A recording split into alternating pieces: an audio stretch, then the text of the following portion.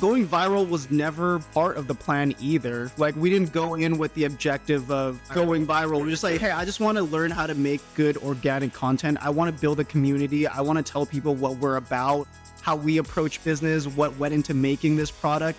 That's really what we went in to do. I think that content and commerce will be even more intertwined, to the point where if you want to succeed in business in 2024 and beyond, you got to have a social media presence.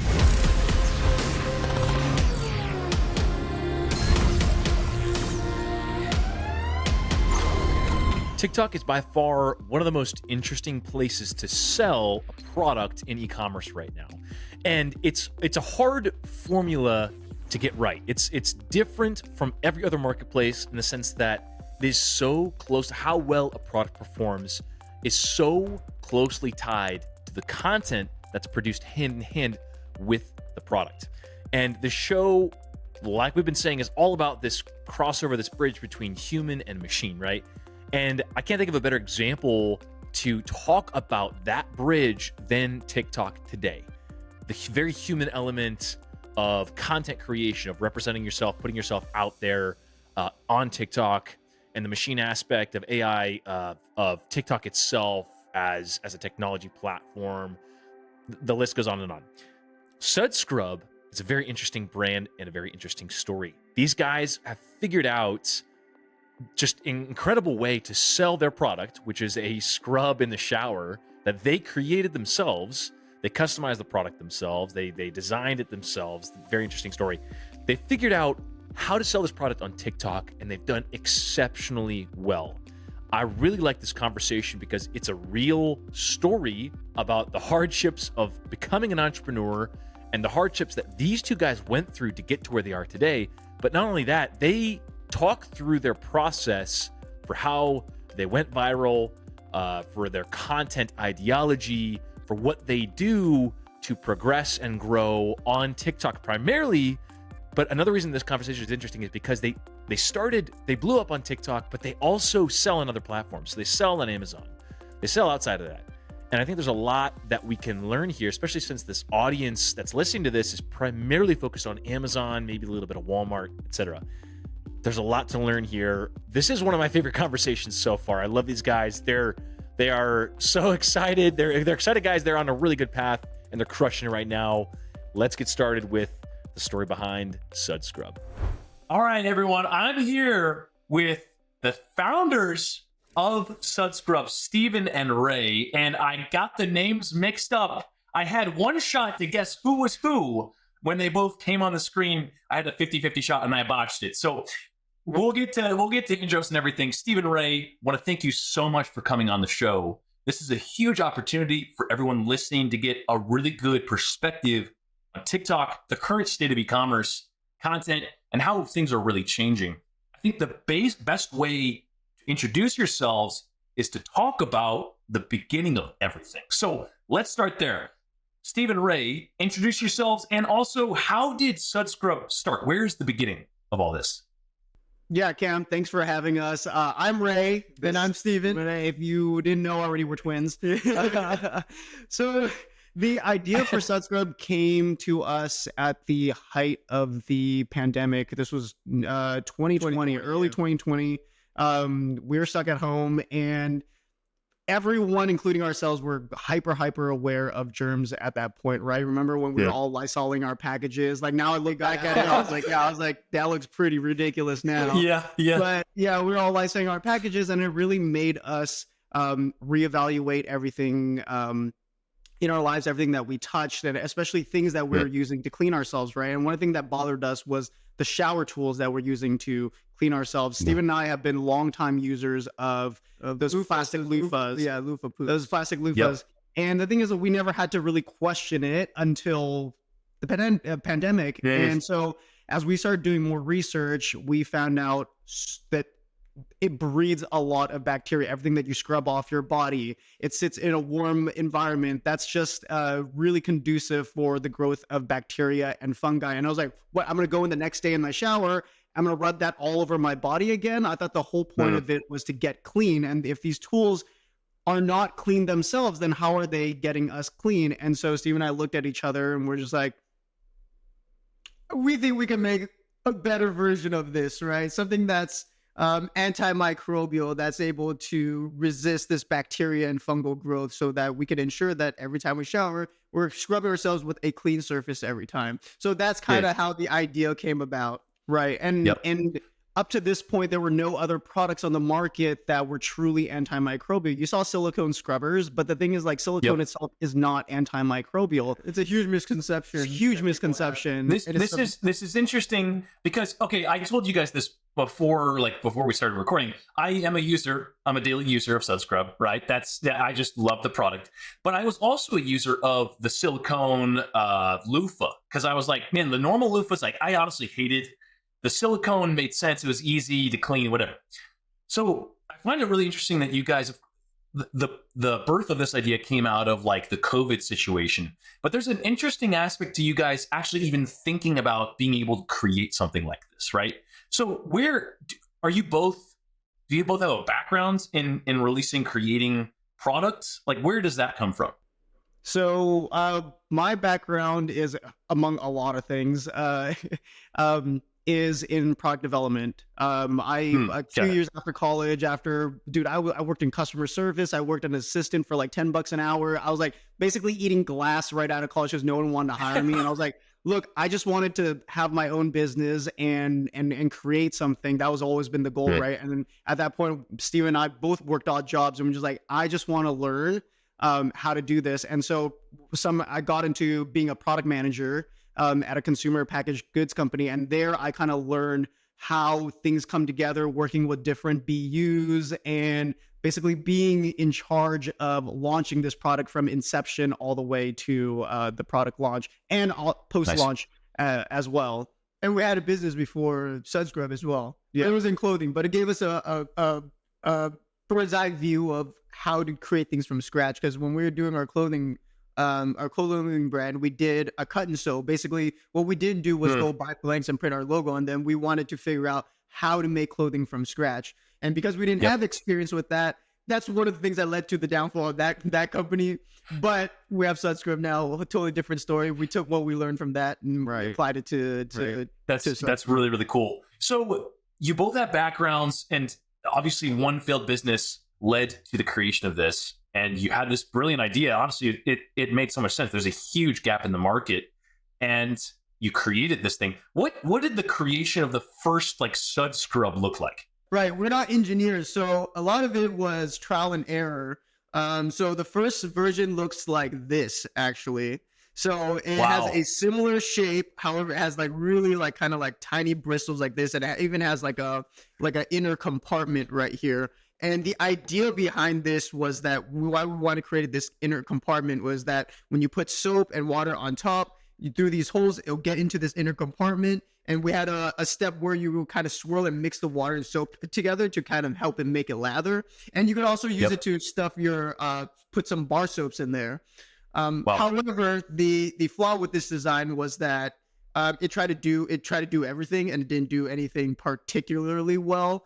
And so that's when we switched over to this design. We added back to the drawing board. Yeah. And this is like the new, the current generation Sudscrub. Like these scrubbing fins, we went completely into the drawing board and designed something completely new that no one ever has seen before. And that was based off of the feedback that we got from customers on this V1. So how we saw it was this was the MVP. And as we got feedback, we quickly iterated to this. Yeah. Amazing. I love it. That's well, okay. So talk to me about because you guys didn't have an audience when you first put this out, right? You had a really good idea. You saw a gap in the market. And I think this is something that a lot of people experience, right? Like, oh, I have a good idea, but I don't have any, I'm starting from scratch. It's a big risk. So what did the situation actually look like? It's obviously a big step to go through the process of designing something, creating something, and putting it out into the ether. So what did releasing this, like actually putting this V1 out look like? Like, where did you put it out? And you said you already had you sold out of it pretty much. So obviously customers came pretty quick, but where were you selling it originally? Oh, customers didn't come quick. Yeah, customers didn't. No, they did not. Okay. We don't have any more like versions of this. This is the only sample that we have left because we sold out of this one. Eventually we sold out of it. Yeah. But Okay. we launched to crickets, dude. Oh, it was so Crickets. I'm not gonna even lie about that one. Yeah. Like it was like, and also it was a challenge because we had to educate consumers on why they should pay 3 times more for a sud scrub compared to anything else on the market. A loofah's $2. This is $30. An average silicone scrubber is maybe a little sub $10. $10. Yeah. And really, it was trying to educate people on all the design that went into it, all the antimicrobial testing, all the science that goes behind it, right? And since we have a background in Facebook and Instagram advertising, like I do that. I worked at an agency, so I did that for all my clients all the time. And so when we launched, went straight to Facebook, Instagram advertising, and by like month 4, we were profitable. So I was like, okay, things are great, things are humming along. I was like, we're profitable, okay, cool. And then iOS 14 privacy updates happened, and that was just tanked the business in terms of. We were losing like $1 or $2 for every unit we sold. And I was like, yo, what is sustainable? It's not sustainable. And we're not rich. I was like, we're both working a 9 to 5. Okay. Decent salary that we can get by on. But then everything that we were making from our 9 to 5 was being funneled into Sudscrub. And so we're just like, hey, look, we can't do this. Right. So we put a pause on the business because I was like, we're just bleeding money at this point. We put a pause on the business. For like 2 months while we try to think of, all right, how do we want to pivot this? Like, what are we going to do? Obviously, there is some sort of demand. There wasn't a lot of demand for the product then. There's some sort of demand here. We can make it work, but how are we going to do that? And then we heard of this thing called TikTok. When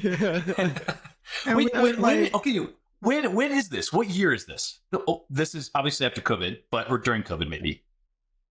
This was 2021, summer of 2021 is where we're at right now. Summer of 2021. That's that transition point where you guys started to, you realized that there was maybe a proof of concept. You launched to crickets, but there was some proof after you started running Facebook ads. And then you had this idea for TikTok. First question is, did you almost give up? What made you not give up through this? What made us not give up was, okay, so I was telling you our first clothing business, right? That was just, Steven and I lost every single dime that we had. I had to move back home with my parents. It was very embarrassing. And we had to, like when you built this identity around like being an entrepreneur, this is going to work out. Oh yeah, sure, I'm going to eat glass for like 2 years, but I want to get rich. Yeah, exactly. I was like, it's okay if I'm like living on ramen noodles, move back home with my parents. And then I developed like a severe anxiety disorder because there's so much pressure on making this business work. Cause like I wasn't working a 9 to 5. I just quit my 9 to 5 to do this full time, to run production and everything. And my one salary was supporting the both of us, and I wasn't making. Steve was making like 40 grand. Yeah, and I had to split that between 7 people. Dude, that's nothing. Like you can't really survive off that, right? And how we saw Sudscrub up to this point is that, like, look, like you said, we were running Facebook ads and it was profitable. I was like, at least we made a little bit of money. It was a lot of money. At least it wasn't like our clothing brand where it never made money since day one, and I kept going, right? So I was like, I just need to find something else. There's obviously some sort of demand here. It was enough for us to continue to want to explore other ways to. It really we had an awareness problem. We needed a way to get the word out that didn't require us to continue to keep putting money. Right. And that's when we heard of TikTok, and we heard like, hey, there's these smaller creators, these normal small size businesses, there's small size creators. Any regular Joe could hop on this platform and then one video can change their lives, right? So hearing that we can get all these free impressions was like, okay, maybe we need to start pivoting towards trying to make this TikTok thing work, right? We're not content creators ourselves, but we believe in our ability to figure it out. So if you scroll back and look at some of our first videos, it's very cringy. It's extremely cringy. Like we don't like putting ourselves out there, especially in the very beginning. We're like, oh, We're very much behind the scenes. yes, right. but it's almost like your backs are against the wall. You got to figure this out. So then we spent the next, 4 or 5 months creating content every day, being consistent, trying to really trying to figure out, trying to make this thing work. And then by our probably fourth or fifth month, we had our first viral video that got 1 million plus views. And that was all the proof that we needed that, okay, we can make this work. And that's what drove us to continue to go hard on that. Okay, I want to pause here. There's a lot to unpack. The first thing is that for people who are watching who don't know, you guys are right now, I would consider you really good content creators. You have your video. For people who don't watch, go on to Sudscrub TikTok and see the cadence of the videos that these guys are producing, because seriously, you guys have it down to a really good science right now. Like the way that you produce videos, the cadence throughout each video, it's really, really good. But obviously, there are a couple misconceptions that I think people have here that your story helps really like bring reality into check. And the one is that like launching to crickets is a really important aspect that I think a lot of people think they're going to put out a product that's really good and has a gap in the market and it's just going to pop off. It's not the case. Usually, if it happens, it's a unicorn, right? Second misconception is with TikTok. Misconception that like, hey, you put out 1 or 3 videos and you're going to go viral and it's going to go. I find it really interesting. You guys like approached it in the sense that you created content for like, you said a couple months, 4 to 5 months, I think is what you said. And I think that's really interesting because I think people go into TikTok now with the idea that like, okay, I'll create like maybe create 10 videos. And if I don't get a viral reaction, then I'm going to stop. Or that's what ends up happening. So talk to me about the mentality of that like 4 to 5 month period of time. Was that decided beforehand? You're like, all right, we're going to go until we reach virality? Or like, talk to me about that. What did that look like? No, it definitely wasn't planned. And going viral was never part of the plan either. Like we didn't go in with the objective of going viral. We're just like, hey, I just want to learn how to make good organic content. I want to build a community. I want to tell people what we're about, like how we approach business, what went into making this product. That's really what we went in to do. Virality was more of a icing top. We never thought that any of our videos would ever go viral, ever. So when it did, we're just like, oh my God, my phone is like blowing up. What's going on? What's happening? Something's happening. And so we never saw our videos as like good or like who the hell would want to watch these two yahoos talk about their own product? Like it just never dawned on us. Yeah, we just needed a platform where we can try and get the word out, right? Outside of paid platforms. So outside paid platforms, the only, options that you really have is to speak directly to the consumer and communicate our values as like TikTok or Instagram or any of these social channels, right? So that's what we hedged our bets on. The aspect of planned virality is interesting, especially when it comes to product stuff. I think it leads people into sets people up for disappointment. Your guys' approach is really, really good. Your goal originally was to create like, well, for lack of a better term, like a community around your product and just to bring awareness, right? I think that authenticity is really, really what gets across to people. What was the first video that went viral?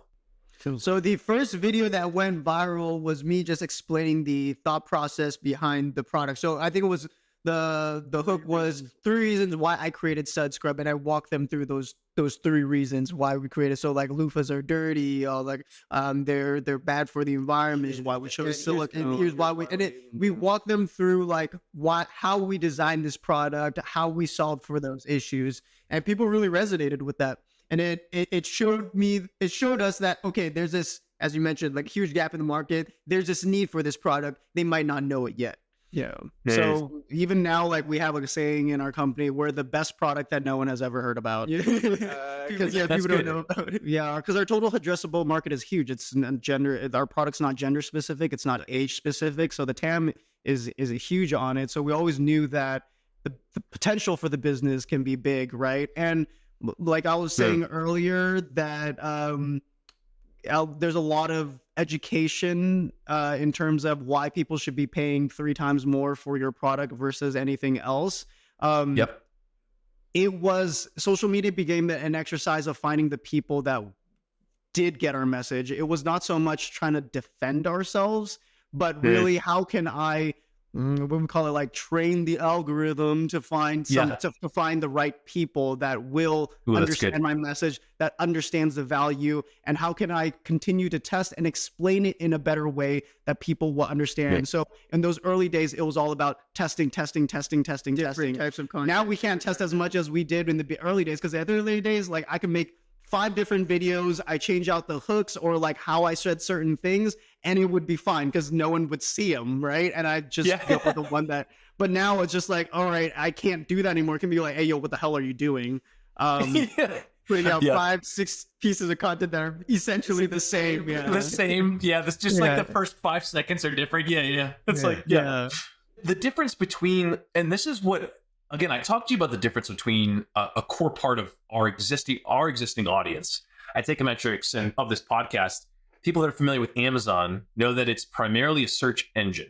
It's people that you go on Amazon to type in something that you're looking for, right? And that's good. That's like but it's different than what you guys are talking about. You guys are talking about selling something to someone that doesn't know that they need that yet, right? Explaining the value, breaking down maybe some of their understandings of like loofahs that already exist. But it's like TikTok is a discovery platform that's very different than something like Amazon that acts as a search engine. And you guys doing crushing it. So okay, there's this first bit of like, I see this point where you guys really started to understand. Obviously, the viral video maybe is the first big indicator. But you guys seemingly are starting to understand what people are starting to respond well to. You got a lot of feedback from that video, no doubt. So how did that then influence your approach after that point in time? So we were like, lightning strike once, let's try to make it strike again. And we just continued. You're right. Looking at the comments, what are people's biggest apprehensions about this product? Are you out of your mind? It's $30. Are you blah, blah, blah? Or like, I don't get this, whatever. And then those comments were a gold mine for us to respond to. Then I made comment replies to those videos, right? And then it'll follow up. And there's something in that TikTok algorithm where if I'm making a comment reply to that certain, taking that comment reply from that video, that it almost retargets the people that commented on that video or the people that viewed that video, right? And so we just kind of kept going off of there. And then really it's just honing our craft. I really see content creation as a craft. It's a muscle. Like anyone can pick up a camera and make content. This is what I used to tell, like when I was working at agency, I was telling my clients, anyone can do it. Like you just got it. You just got to do it. I was like, if these two guys, if you look at our first video on TikTok, we never deleted it. You scroll all the way down, like look how bad those videos are compared to now. It's something, it's a skill, it's a muscle. So I always tell people, anyone can be a great content creator. It's just whether you want to be dedicated and committed and consistent. And consistency is key. And being consistent when you're not getting the views, like that's the true measure of whether or not like you got thick enough skin for this game or not, right? And people are gonna, because you're creating it. What kept you guys going then? Was it the belief that like, man, we really have a good product and we know it's good and we know we can do this? What was the mentality that kept you guys going through the no views? Right. So it's what you mentioned, right? And also our backs are up against the wall. If it's not this, we're gonna have to figure something out. Something's got to hit. It's that or the business goes out. So it's survival mode, right? It's survival mode that put us like, okay, we have to make this work, right? And we trust in our ability to try and figure something out, right? And I think that's one of like the core qualities of entrepreneurs, right? That we're always trying to figure out how to solve these problems. And we're relentless about it. Right. And honestly, like we didn't want history to repeat itself and be like failed business owners twice. And so that played a role in it too. I was like, I can't, this is the first time around. It was brutal. I was like, I can't do this again, man. I was like, we have to make this work. Yeah. No, that's good. I like the fire underneath to really like keep, I mean, it almost feels like you guys had no choice but to keep going.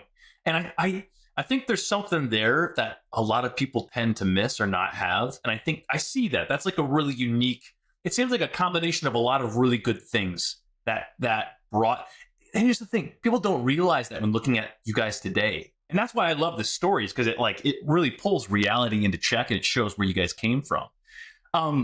So okay, one thing that I wanted to know was like, so TikTok as an avenue of discovery, but where were you guys actually selling product? Was TikTok Shops a thing? And were you on other marketplaces like Amazon or elsewhere? Like, what did the actual selling look like?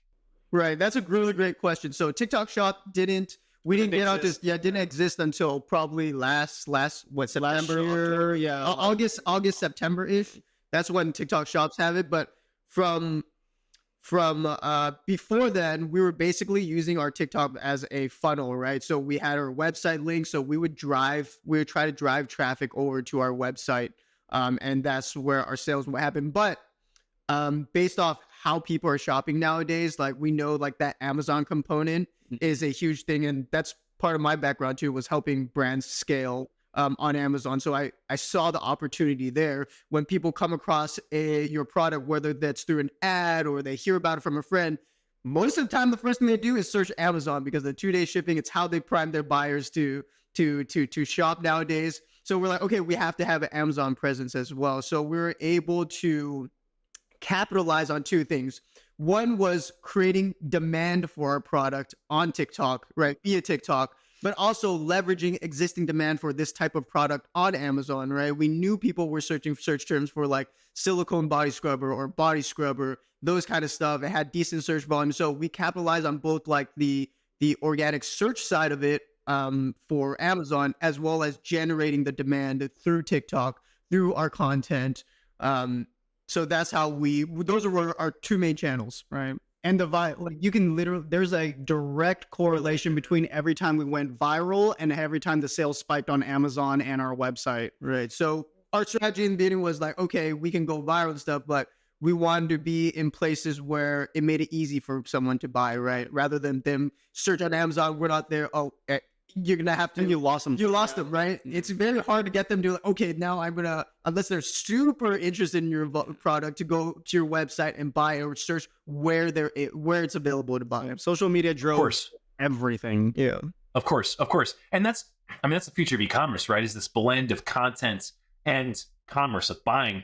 People, especially young people, are going to depend on that content more and more and more. Who knows about boomers and Gen X, but like, everyone's consuming content to a degree, and that's just where everything's headed. This is a really good example of that. So did TikTok, one last main question, and then I have a couple more questions to kind of land the plane because we're near the end of our time, but how did TikTok Shops then change things? Because obviously now people can buy things directly on TikTok without having to jump to your website. So how did that change things for you? TikTok Shop helped with conversion, meaning it greased the wheels. Yeah, exactly. Easier for them to buy. They saw the piece of content, they really liked it. They didn't have to go anywhere else. They didn't have to go out to our profile, click a link, go to our website or buy. They didn't have to search on Amazon to buy. They can buy it directly on the platform itself, right? And TikTok made it really easy for them to do so, and that's just helped with conversions. Because it's one less step that they have to do. Actually, a few less steps that they have to do, and then they buy. So then it became providing people options, right? You want to buy a Sud Scrub on TikTok Shop, go ahead. You prefer to buy it on Amazon? Go ahead and buy it on Amazon. You want to buy it on our website? Go buy it on our website, right? Then we're just kind of like opening up these other channels. So we're really are at, let's meet people where they're at.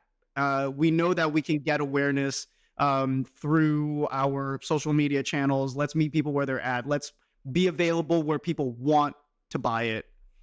Yep. You both mentioned having a team. And so I see the roles of both of you changing as time goes on, from like an individual contributor. Like you're the people, you still are, at least from my perspective, you still are the ones like in TikTok videos, but you guys were at one point in time doing everything. And my guess is that now you're not doing everything. So talk to me about that shift and what changed and why you made those changes. This is one of the toughest parts of something that we were not prepared for, right? We know how to launch a business, But to we don't scale know a business, anything to about grow a scaling a business. Yeah, I was like, that's we've new never, frontier. right, exactly. We've never done it before, right? And it got to the point where Steve and I doing customer service, business development, logistics, product development. Oh, It was, Yep, yeah, yep. it was, yeah, probably, yeah. That's what. But Is there, it is was there a a lot. twin? Is a twins jinx is like an ultra jinx, I think. Anyway, can Yeah. keep on going. It is. It is. Some of our friends ask us, "Hey, can you guys like telepathically communicate with each other if you guys are like miles away?" And I was Like, like, yes, we can. "We can." And that's exactly how it works. Yeah. Don't let anyone tell you otherwise. Yeah. So you had to give up some of that. You had to make a choice Yeah. to scale. I'm guessing to give up some of those aspects, right? And Right, yeah, we had to make a decision, right? We can keep this as a lifestyle brand where Ray and I do everything, but the business is constricted to what Ray and I could do, right? Yeah. There's only so much two people could do, but if we wanted to grow, we had to get help. We need to involve other people into our business, and we have to be okay with handing over these pieces of the business that we hold so close and dear to our hearts, that we've been handling for so long. It's very hard to just give up a piece of the business and be able to trust someone, be like, okay, now you handle this. And we figured out that, hey, when you give people like the right tools and you empower them, they can do a better job than you can. and but it's like Steve and that's I good. had the very much had the mentality that like, who is going to take care of our customers better than we can? Like who? Remember, Oh. like we spend so much time and effort in building this community. We see, and we even today, we still see our community, everyone that comments as this kind of extended family, right? I develop personal relationships with them in the DMs and comments. I know who's commented like 5 times or whatever. I know who's great, who bought what and stuff like that. I'm able to help them directly, right? But it's like, the trust part came in, can this person that I'm hiring or these people that I'm hiring take care of my people? That's how I see our customers is, can we take care of my people the way that I would? And Yeah. it's very hard to give up. But I'm so glad that we did, because there's no way that we would be here today without our team. But we need their help. Yeah, we need help, and there's no way around it. If you're trying to grow a business, you need the Yeah, help. of course. And obviously, I mean, of course, like that. I think that care is really felt. TikTok is such a good way to like show who is behind the project and who's behind the brand. And you guys do a really good job of creating content to kind of like let people in. And you put a face to a brand. It's people's choice to like include a face with their product, right? And I think both of you, for people who are listening, there are a lot of people who are listening who don't associate their face with their product. But this is a good example of how it can be done right and how you can build a community around it. Because they're, like we talked about, the younger generation especially care a lot about like who's behind it and what's happening. And this is a great example. There are 2 things that I want to pull out of you guys, and that's one, you're in the middle of like what a lot of people would define as like the most cutting edge modern day aspect of e-commerce, which is content and TikTok, right? Everyone's interested in this. What is next in your eyes for e-commerce and TikTok? Like what's going to happen next? And also, it kind of a second part of that is what's next for Sudscrub? What are you guys' plans for the future to expand and to grow? So feel free to tackle either of those questions. 10 words or less. I think that content and commerce will be even more intertwined, where to the point where if you want to succeed in business in 2024 and beyond, you gotta have, Especially if presence it's on direct to social media. consumer. Especially if it's direct to consumer, right? You gotta have a social media presence, right? You need to let people know what you're about. People don't want to buy from nameless, faceless brands anymore. It's so soulless. People want to know what you're about and what do you stand for, and what better way to communicate that than through a video, right? I don't tell people, okay, this is my business, this is what we stand for, buy it or don't buy it. But I'd be like, hey, look, here's a problem that came up and this is how we resolved it, right? Or here's a problem that came up, I don't know how to resolve it. Do you guys have any ideas or include them in the conversation? Hey, I'm thinking about, a lot of you guys are asking about this new product. Can you guys give me any feedback on how we would go about creating that? Or what's most important to you? Include the customer or prospects in the conversation, and they will feel like they're part of the brand. I think that's what people want. They want that genuine connection. Like, we buy from people, right? And Steve and I always say, like, look, we're humans. We're not perfect, and neither should our business. And anyone that tells you that their business is perfect is lying.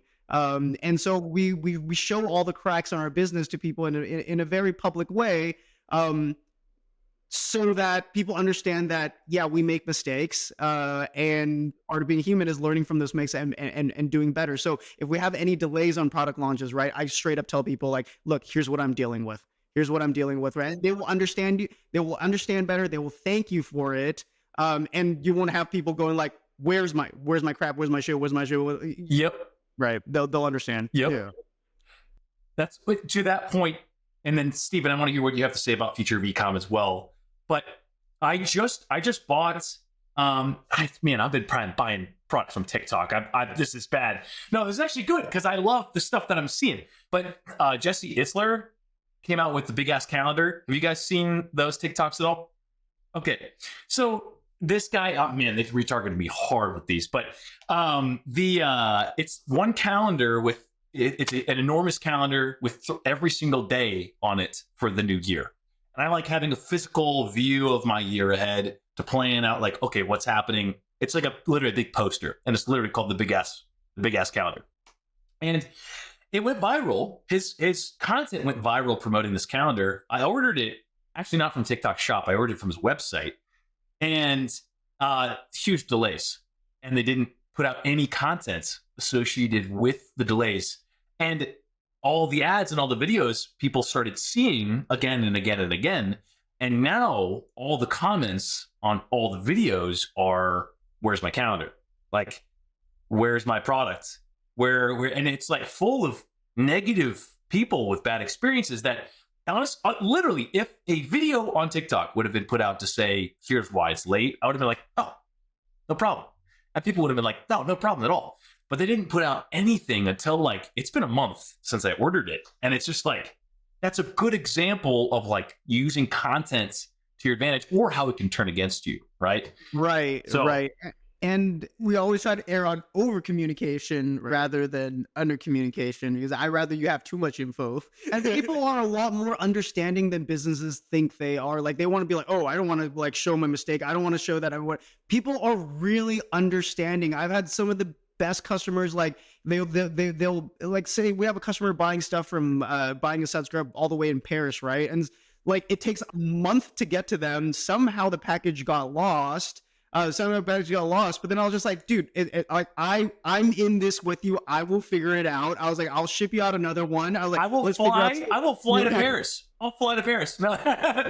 Yeah, I'll fly to Paris to hand deliver it if I have to. But then it's just like, how Steve and I approach business is like, it's so hard to gain a customer, to have someone give a crap about your product or your business is very hard. And Steve and I had to claw customers one by one on those early days. So we understand that. And so we don't, even to this day, we don't take any customer for granted. And that's what I tell my team as well. I was like, you talk to people and you treat them like if they were either your family or a close friend. You would, most of the time, you would do them a solid. You don't go like, you just don't shut the door on them and just be like, oh, you know what? It's your problem. Go figure it out. Yeah, if you didn't get a package, oh, well, that's, the mail carrier's issue. Go handle it with them. Like, instead we're like, okay, we know these things happen, right? So we'll just ship out another one. I'll take the hit. Yeah, I'll take it. It's fine. I'd rather them be happy and I take the hit for it. Right. Because that's the long term. Yeah, that breeds customer loyalty. I know, like, hey, if you have a good experience, you're most likely to come back and buy from us, a second or a third time, right? And we want to be able to foster that relationship and build on that relationship, right? And we don't do that by just shutting the door on you when things don't go, our way. I love it. I love it. Steven, what was your thought on Future of E-commerce? What do you think? So, Future of E-commerce is pretty much what Ray is saying. Is basically a emergence of both content as well as commerce. You're gonna get to a point where you can't have one or without the other. So basically what Ray said is what I think is the future is commerce. Future of Sudscrub.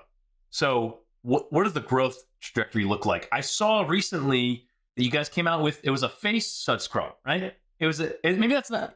Do you have it there? Oh, let's go. Big brother, little brother, right here. Let's go. Okay, and no doubt this was created from input, maybe from customers or just thoughts around how. Okay, yeah. So more products, like more. What is more storefronts, retail? Like what do you guys have in plan for growing Sudscrub after this point in time? Right. At this time, we don't have plans to go into retail. I know retail is pretty brutal. And right now we have a big thing going on there. Not saying that we'll never go into retail. It's just not on our horizon right now. And we need to find a team that can manage it. I don't know anything about retail. Like online is where we live. So what's something that we're familiar with. So like if we do go into retail, we need a team or someone that's experienced that can kind of guide us through that process, right? It's not just as easy as like, oh, hey, Target, like put my product on your shelves. And there's a lot more that goes behind the scenes that we know that you have with these retailers as well, right? In terms of products, we're working on a few new products. So we have a back extender. It's a stick that goes into it that you can hold and turn it into a back scrubber. I'm asking as a consumer. I'm asking as an avid consumer and user of this as well. So I'm very interested. Go on. Yeah, the back extender, dude. We've been prototyping that back extender for like over a year, and people were just like, where is the back extender? And here's the reason why. We could have easily made it out of plastic and call it a day. Like it's not hard to make a molded piece of plastic for it, but I was like, Steve and I did not want to use virgin plastic. No, I didn't even want to use recycled plastic. I was like, I want something that's gonna biodegrade and it's just gonna be easy. Like I can throw this into my trash can, it goes to the landfill, and it will completely biodegrade, right? Finding and sourcing that material and finding the right partner has been tough. It's been extremely, extremely tough. And good thing is, like, we found the right partner, we found the right material for it. Like, we've worked with a bunch of scientists, and we will have a back extender that will fully biodegrade in a landfill, so people can throw it away guilt-free. I was like, environmental impact is a big part of our business and our ethos, and we try to make sure that it comes across on every product that we make. We want to make sure that we're not greenwashing, right? We're not saying things to make you, feel good, but we want to actually be an example for other business. Like, yes, these things are hard to do, but you'll get rewarded for it. And your customers will patiently wait for you. Just keep communicating with them. They will wait. It's the perfect example of what people are willing to wait for. And there's so many perfect examples, but over communication, sticking true to your mission, people caring about it, and that being proven through TikTok is a great proof of that, of people interacting with your content, of like literally demanding this back scrubber that you guys put off until you have the right formula for the right product. It's perfect. That's really okay. So I'm looking forward to the back scrubber personally. But the last question I have for both of you is around what advice you would give. And there are a lot of different directions I think I could take with like an advice question, but I want to focus on people that have a thought for a product and want to start putting out something on TikTok about it. So what advice would you have to like current generation? I want to create something and I want to talk about it on TikTok. What advice would you have to people with those two things in mind? Before you talk about it on TikTok, make sure you have your idea squared away. Like, we have a problem. Steve and I have a problem of oversharing, and our lawyers hate it because then all the patents and everything have to catch up to it. And so they're just like, you need to shut up, just stop talking about it. And he's like, you stop talking about it. I was like, but these are my people. I want to talk about it all I want. And they're just like, no, you're making our jobs harder. You're making our jobs harder. So I would say, flesh out your idea. Go, if you're not an engineer, go hire an engineer. You can find one on like Upwork. Upwork's a good place. Just have them, basically, if you have an idea, just bring it to them and have them help you flesh out the rest of it, right? Because it also because you don't have experience, right? You also need someone that can help you figure out like, okay, how is this going to work in the manufacturing process too? Like, is this idea feasible? Like, what are some of, like, you want the design to look this way or function this way, Can but it be made that can it way? even be made that way, right? We talked to over 50 factories before someone was willing to make this for us, because they're like, it's too complicated. I don't want to. I don't want to do this. And plus, you guys have basically no sales history. Why the heck would I take a chance and spend my time and resources on you guys? You guys have zero. You guys are nobodies, right? And that's going to be a common theme when you work with these manufacturers. They're trying to look for people that can bring in, like, or that's as consistent on day business for one, them, right? Yeah. that already has a proven product or a proven track record, right? It's just good business for them. Yeah, once you have your idea and you feel like it's not something. Here's the thing: like, if you have an idea that's very, very novel, then I would probably advise against like talking about it on TikTok, because the thing is, the clock's once it comes out of your mouth, the clock starts in terms of how you can patent it or when you can patent it and stuff like that. So let's say it takes a year before this comes to market, right? You wouldn't be able to have a design patent or utility patent on it, right? So I would say if you have something that you already, will not work well, but like it's pretty much there, and you already talked to a lawyer. Exactly, you already talked to a lawyer, like to at least have like the application, The provisional patent. Right? yeah, provisional patent. Gives you it gives you a provisional patent, gives you a year time to figure out before you have to file the non-provisional, aka like a design patent or utility patent, like an official one. But that gives you a buffer. But at least you put that that provisional patent in. You have like a year's time to kind of like figure out like the design changes that you need to make and all that kind of stuff. And the reason why we say that is because when people see that you have a good idea, they will knock it off. When we first launched this, right, people didn't really know what it was, and so there was really no one knocking this off.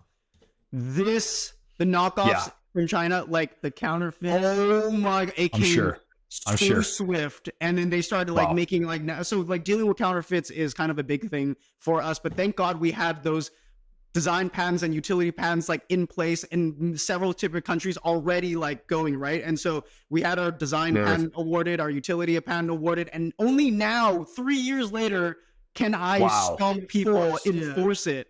3 years later. That's insane. Yeah. So that's insane. Yeah. And the thing with like, with Amazon, like these softwares and stuff, especially TikTok that shows your sales, people are constantly scoping, like they know how much sales you guys are getting from like your product. They're going to immediately, within weeks, you'll have knockoffs coming on AliExpress, on Temu, on Amazon, and it's such a headache to kind of like deal with, especially if you don't have these kind of patents and resources. And fighting for the people that like care way more about like, oh, this is a better price.